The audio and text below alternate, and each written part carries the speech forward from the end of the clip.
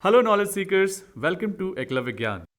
Today, we are going to talk about Shushrut, the first ever plastic surgeon who was Indian.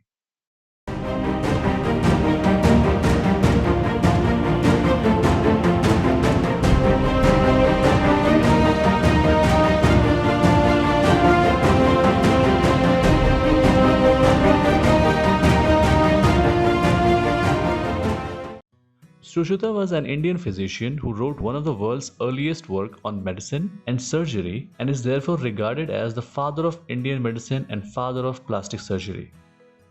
During the 6th century BCE, an Indian physician named Sushruta, widely regarded as the father of Indian medicine and father of plastic surgery, wrote one of the world's earliest work on medicine and surgery. Shushrut lived in the ancient city of Kashi, now known as Varanasi or Banaras in the northern part of India. Shushrut is known for his pioneering operations and techniques and for his influential treatise Shushrut Samhita, a compendium of Shushrut, the main source of knowledge about surgery in ancient India. Written in Sanskrit, the Shushrut Samhita dates back to the time before Christ and is one of the earliest works in the field of medicine. It forms the foundations of ancient Hindu form of medicine known as Ayurveda and is highly regarded as one of the greatest trilogy of Ayurvedic medicines. The Shushrut Samhita documented the etiology of more than 1100 diseases, the use of hundreds of medicinal plants, and instructions for performing scores of surgical procedures, including 3 types of skin grafts and reconstruction of the nose. The influential nature of Shushrut Samhita is supported not only by anatomical knowledge and surgical procedural descriptions contained within its pages, but also by the creative approaches that still hold true today. Skin grafts entail transplanting pieces of skin from one part of the body to another. Today, surgeons use skin graft to restore areas that have lost protective layers of tissues due to trauma, infection, burns, as well as to restore areas where surgical interventions has created a lot of skin, as can happen with melanoma removal.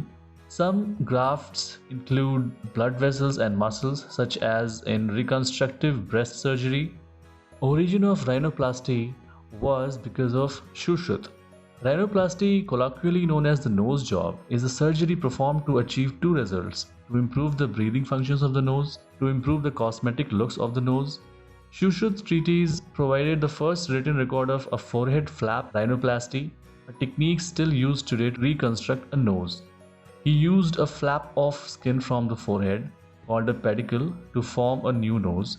The nose in Indian society has remained a symbol of dignity and respect throughout antiquity. In ancient times, amputation of the nose was frequently done as a punishment for criminals, war prisoners, or people indulged in adultery. The practice of rhinoplasty slowly started as a result of the need to reconstruct the external nose and later developed to full-fledged science. Other contributions by Sushruta was, besides trauma involving general surgery, Sushruta gave an in-depth account of the treatment of 12 varieties of fracture and 6 types of dislocation. This continues to spellbind orthopedic surgeons even today. He mentioned the principles of traction, manipulation, apposition, stabilization, and postoperative physiotherapy. Sushruta also prescribed measures to include induced growth of lost hair and removal of unwanted hair. He implored surgeons to achieve perfect healing, which is characterized by the absence of any elevation, induration, swelling mass, and the return of normal coloring.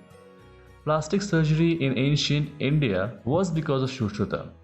Plastic surgery and dental surgery were practiced in India even in ancient times. Students were properly trained to model and were expected to study for at least 6 years before starting their training. Before beginning the training, the students were required to take a solemn oath.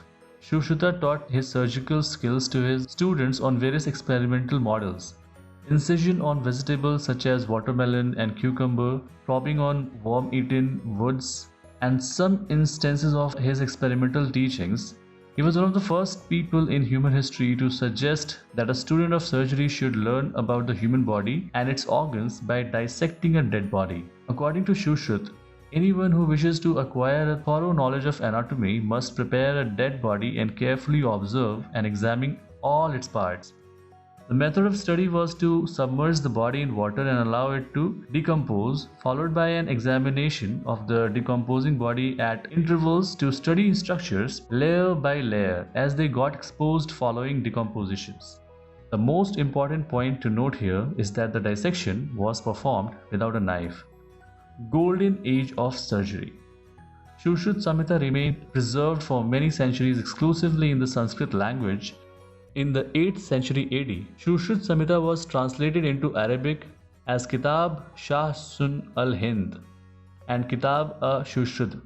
The first European translation of Shushruta Samhita was published by Hessler in Latin and in German by Müller in the early 19th century. The complete English literature was done by Kaviraj Kunjlal Bhish Granth in 3 volumes in 1907 in Calcutta.